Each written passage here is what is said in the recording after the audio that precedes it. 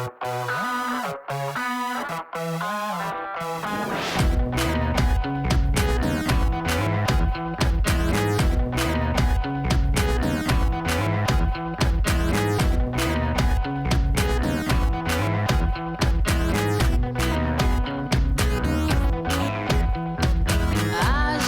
letra pra essa moça. Hoje nós vamos ter aquela conversa sobre adolescentes. Como contribuir para que eles tenham mais saúde, para que eles desenvolvam suas potencialidades, para que eles exerçam plenamente a sua cidadania. Vamos conversar então com Matheus Oliveira, dinamizador do Rap da Saúde, que é a rede de adolescentes e jovens promotores da saúde, da Secretaria Municipal de Saúde do Rio de Janeiro, Fernanda Graneiro, assistente social do Núcleo de Estudos de Saúde do Adolescente, da UERJ, e Daniela Santini, pediatra, professora da Unirio e presidente do Comitê de Adolescência da Sociedade de Pediatria do Estado do Rio de Janeiro. Promover a saúde do adolescente é trabalhar com autonomia, com a diversidade e fazer com que a palavra circule. É ter uma escuta e um olhar atentos. É ensinar, buscar uma linguagem diferenciada para aprender com esse adolescente também. De que adolescente que a gente está falando? Uma questão quando a gente fala em adolescente, né, é a gente colocar isso num conceito mais plural, né? Hoje a gente tem adolescentes se expressando das mais diversas formas, com classes sociais distintas, inserido em contextos diferenciados. Então, a gente tem que tirar essa ideia um pouco romantizada de um determinado tipo de adolescente e pensar nesse adolescente que é plural. Então, seriam adolescências mesmo, e cada qual vivenciando o seu contexto, né? As necessidades de um adolescente que mora na periferia, que é negro, são diferentes das necessidades, das demandas de um adolescente que vem da Zona Sul, que é de classe média alta, e a gente pensar em como trabalhar essas particularidades de cada adolescente, né? Isso. E ter esse olhar para a diversidade, mesmo quando eles vêm de uma única comunidade, né? Mas em relação às demandas específicas para a saúde, assim, o que vocês têm observado? O que eles pedem? O que eles querem conversar? Quais são os seus interesses?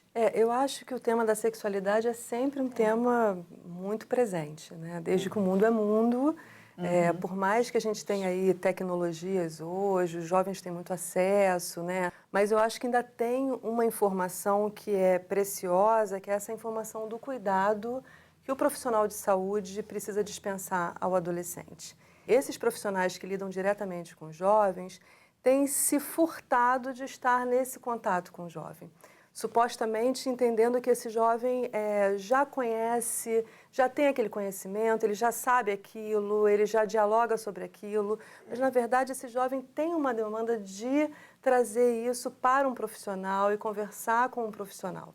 Eu acho que a gente tem perdido a oportunidade de criar espaços dentro dos nossos serviços para trazer esses jovens, para que a gente possa ter uma conversa em que, de fato, esse jovem possa tirar suas dúvidas, sem a preocupação de que ele vai ser julgado ou que ele vai demonstrar que não conhece determinada informação. Eu acho que a gente tem perdido essa oportunidade enquanto os serviços de saúde de um modo geral. Pelo despreparo do profissional de saúde de uma maneira geral. Né? Ele criou um estereótipo do adolescente como se fosse uma fase a ser superada, né? O que eu percebo é que, às vezes, esse profissional está até bem intencionado, com muitas aspas, né? Mas, justamente por esse desconhecimento, ele faz um caminho equivocado. A gente observa muito a necessidade de falar sobre sexualidade, mas também a necessidade de ir além dessa sexualidade, né? A gente está com um grupo agora bem estruturado, que é o Cine Debate, e a gente tem buscado tratar ali do emocional dos adolescentes, dos jovens daquela região. Cabe a esse trabalho de intersetorialidade, né, que é a saúde junto com a educação, junto com a assistência, para tentar debater isso com esse jovem, né? E não subestimar as emoções que esse jovem pode estar passando também. Falta muito escuta, que eu acho que é isso que vocês estão falando, né? Ouvir primeiro quem é esse seu grupo, quais são as suas necessidades, né? Se despir do juízo de valor mesmo, isso, né? E ir construindo com eles, né? Esse caminho do cuidado. né? A gente trabalha, em geral, com projetos ofertando e não com a demanda. A gente sempre batia naquela tecla do uso do preservativo e a gente sentia que aquilo ali era um discurso meio surdo. E aí a gente parou e a gente começou a trabalhar sexualidade, mas por outros vieses, né? O que eles entendem por paternidade? Como é que eles namoram? Para eles, o que é namoro? O que é ficar? Porque se você não consegue entender qual é o significado que eles dão para essas questões, como é que você aborda o autocuidado, o uso do preservativo, o cuidado com o outro, se você não sabe nem como é que eles namoram? Quando a gente vai abordar, a gente vai para DST, gravidez não planejada, indesejada, né? Então a gente associa, simplifica, né? Reduz tudo à relação sexual, não pensa em todo o resto. Tem determinadas informações que têm acesso em tudo quanto é lugar.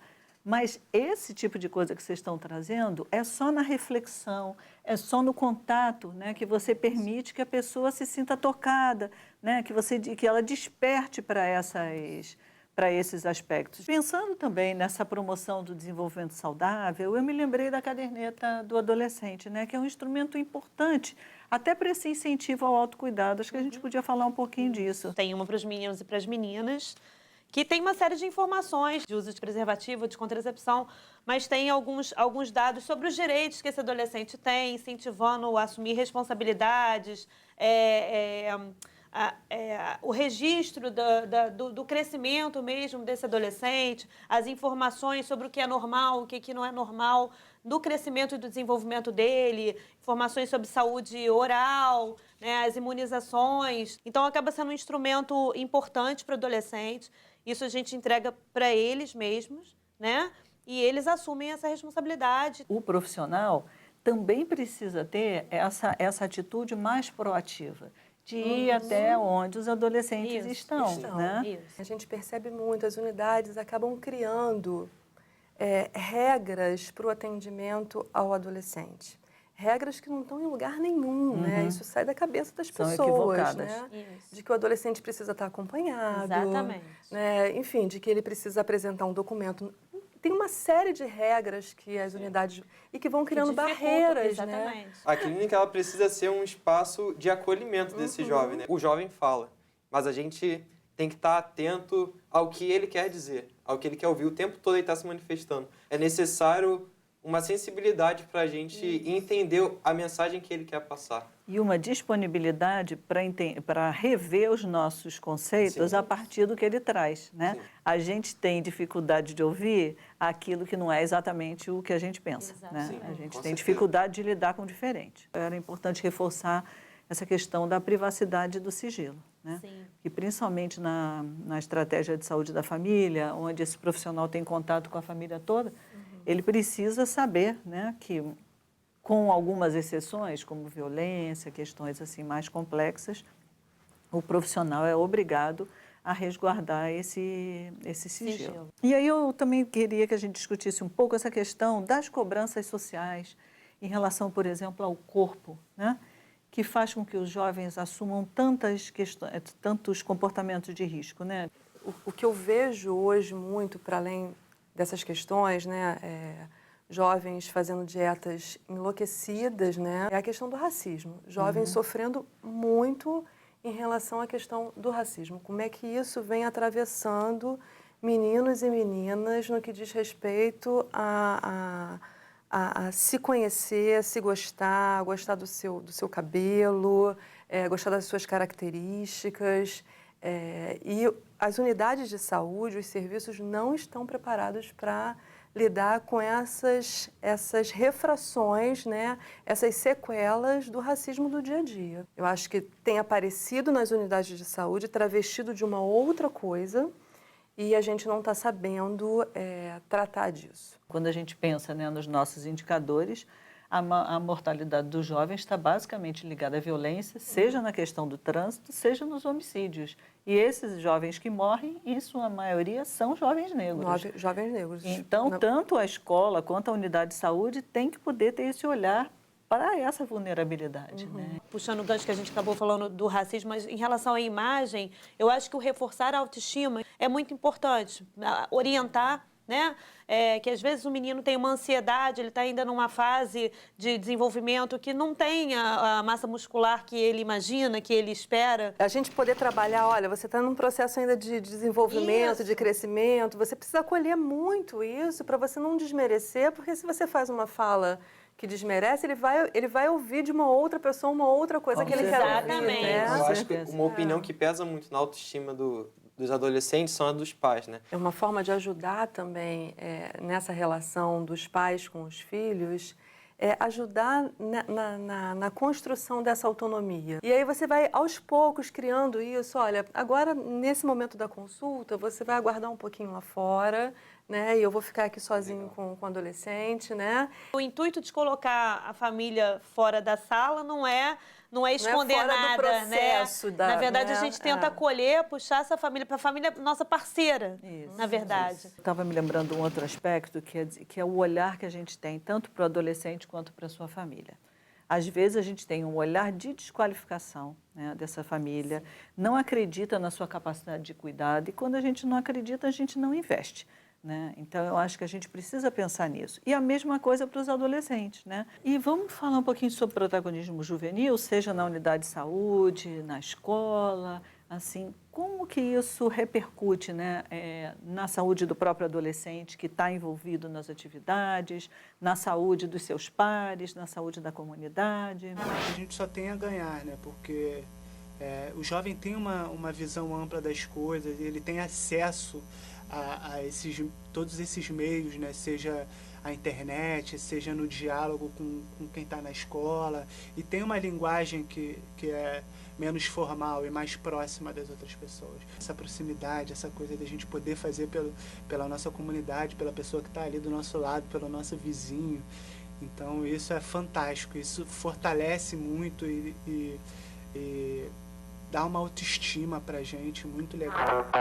Quando você tem um jovem que tem uma autonomia trabalhada, ele tem ciência das coisas que ele está fazendo. E isso fortalece ele, para que ele possa dizer não e para que ele possa fortalecer aqueles que estão ao seu redor. Ele faz suas escolhas, né? Ele faz as suas escolhas, ele Mas tem uma autonomia. Escolhas uma informadas, né? Exatamente. Sim, escolhas informadas. Então, trabalhar com a autonomia do jovem, com o protagonismo juvenil, é a chave para que a gente rompa com diversos problemas, tanto na saúde quanto na educação, e desenvolver as potencialidades dele. Né? A gente não pode contar com as informações da internet. Né? A internet é um campo que é sem lei. Que tem de tudo. Tem de tudo. Tem tanto do senso comum quanto do pensamento mais crítico. Né? E aí cabe orientar sobre os prejuízos disso. Né?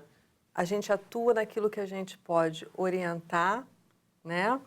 E, de alguma forma, proibir.